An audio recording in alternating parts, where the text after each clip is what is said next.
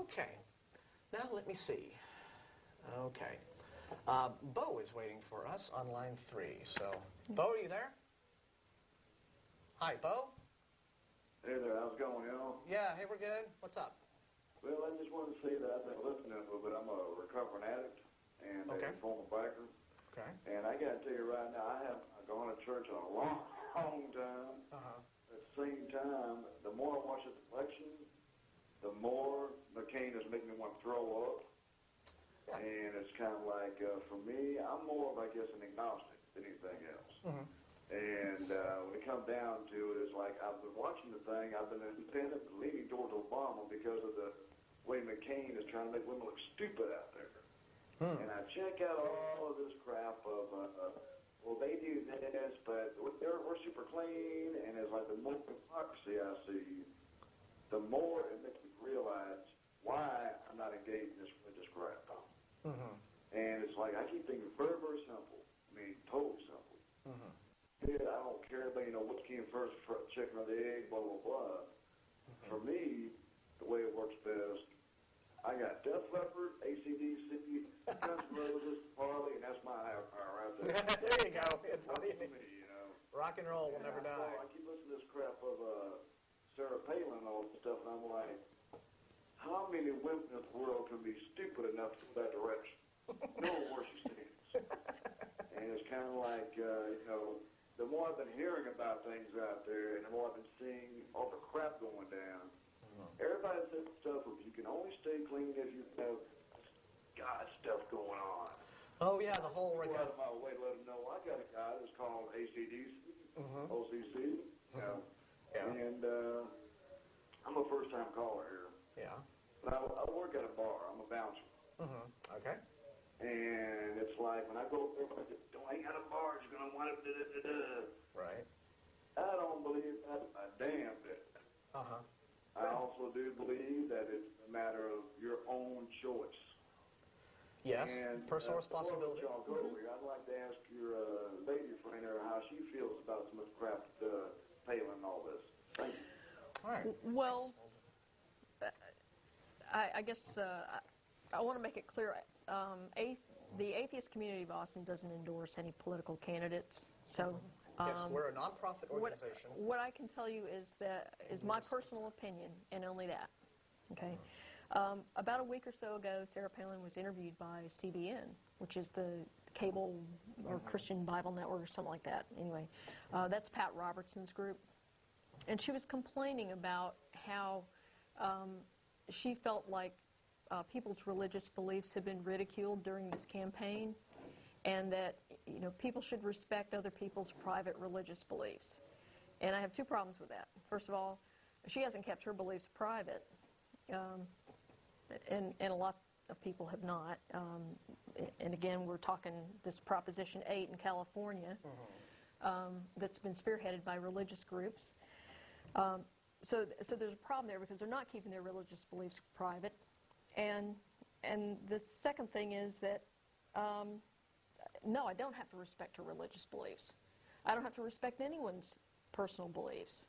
And that's not a reasonable expectation. If you put something out there in the public sphere, it's fair game. Yeah. And a lot of people don't distinguish between respecting someone's right to hold a certain belief versus respecting the belief itself. Yeah. And I've often had to explain that little distinction to folks. Yeah. I respect people. I respect your freedom of choice and your right to hold whatever belief you want. But I only give beliefs as much respect as I think they deserve.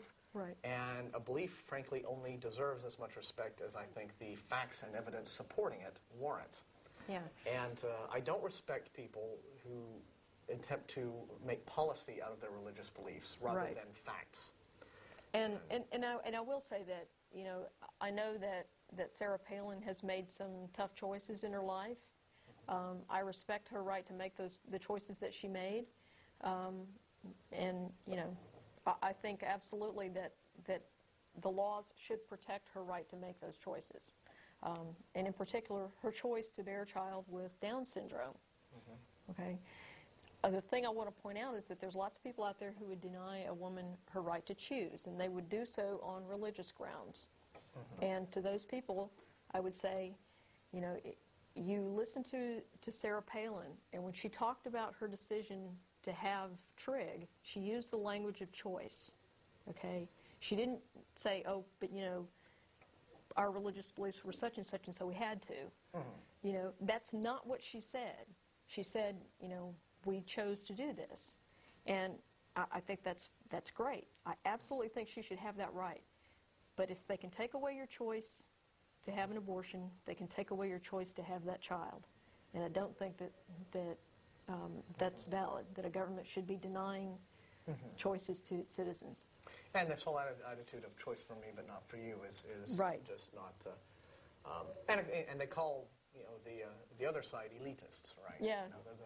You know, it's not that the party of the wealthy and white are calling the other party the elitists, and which I've always found amusing. But you know, that I think is a point that has not been driven home enough in discussions about her. I mean, it's a lot of superficial criticism about, you know, just, you know, how badly she does in interviews and her wardrobe.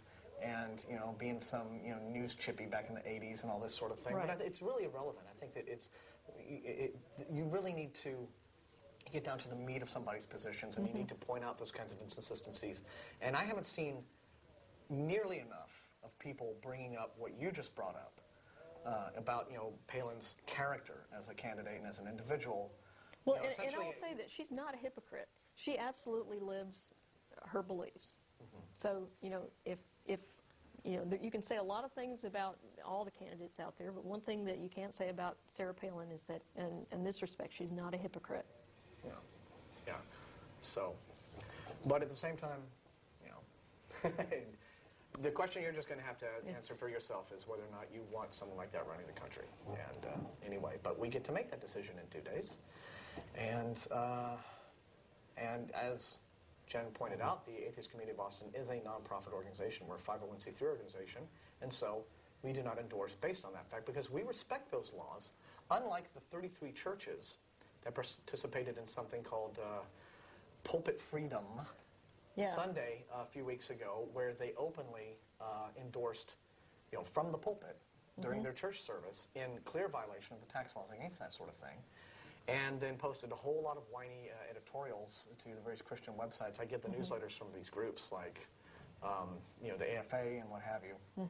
Essentially, basically trying to make the point that, hey, we're Christians and laws don't apply to us, and we should have the right to politicize and endorse and do what have you, and still not have to pay taxes like everyone else because we're special. Yeah. So that's so unlike those folks, you know, we respect the laws of the land as our little group. So we're so proud of ourselves for that. We're even smug about it.